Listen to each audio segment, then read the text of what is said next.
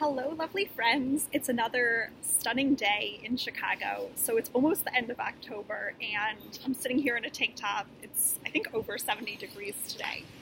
No complaints, just enjoying this beautiful day. And there's something on my mind, something that I've been so excited about. My favorite authors are Chip and Dan Heath. Perhaps you've heard of him. They've written now, this is their fourth book that's coming out this month, but they've written books on memorable communication, how to create change when change is hard, and decision making. So some of my favorite topics for sure.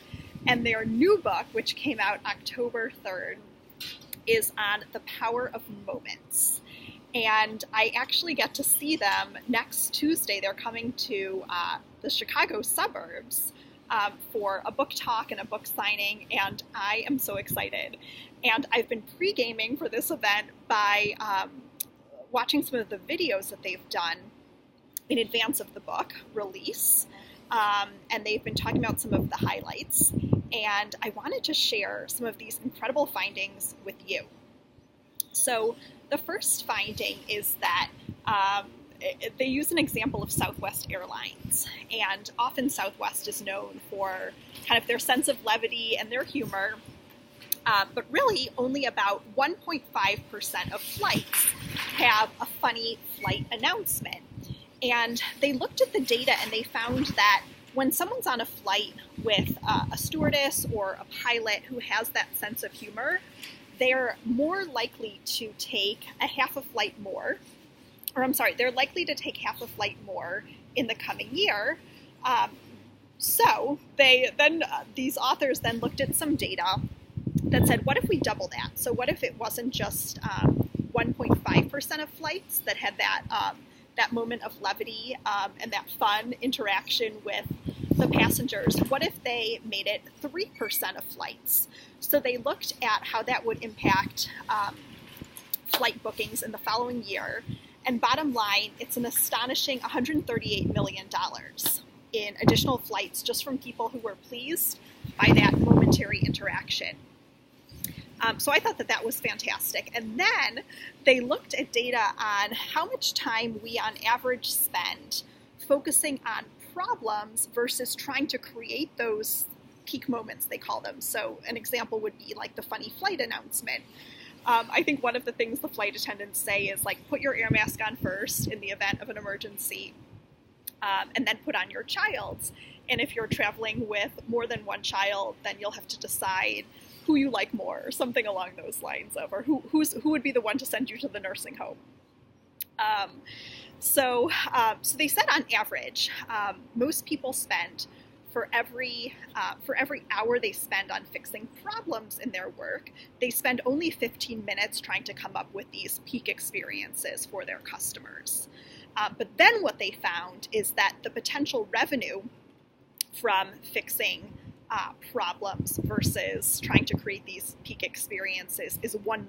So for every $1 potential gain you could get from fixing a problem, you could actually get $9 gain from trying to create something innovative and creative for your customers. And I thought that was a huge headline, and it's forced me to think a lot about how I'm spending my time at work and what I'm doing for our audience as well. They also gave a couple really interesting examples. Number one, one of their clients is Google and Google Maps. And they tried to pick industries like technology or airlines or banks where you don't necessarily think with ease how you would create these incredible experiences. And they gave an example of Google engineers for Google Maps.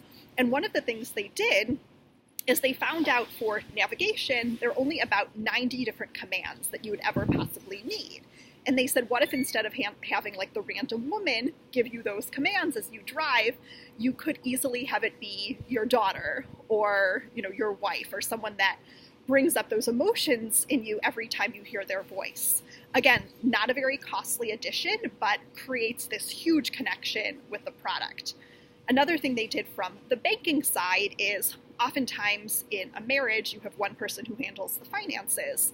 And if that person is the first to pass away, it can cause a lot of upheaval just from a administrative standpoint for the person who survives their loved one. And what they found is that in trying to kind of continue this banking relationship, they'd have the survivor come in, but they wouldn't be familiar with the finances. They wouldn't really know what paperwork to bring, and it would cause a lot of delay and frustration on both sides. And so what they did is they created a bereavement team where the bankers would actually go to the home of the client. All the information was there, but it also really allowed them to create a much, much more personal relationship with their customers that obviously then resulted in financial gain. So I love that example. And then finally, my favorite example that I've heard so far is, again, going back to Southwest, because that's one of their clients. So they had a newly engaged couple going on their honeymoon aboard this flight. And the flight attendant learned about it, and she said, she kind of gave accolades to the couple, said everyone give them a round of applause, and then she said, as our as our engagement present to them, take out one of your Southwest cocktail napkins and write any marriage advice you have for this new couple. And the result was tremendous. You had literally everyone on the plane, whether they were married or not, writing words of wisdom or congratulations for this couple.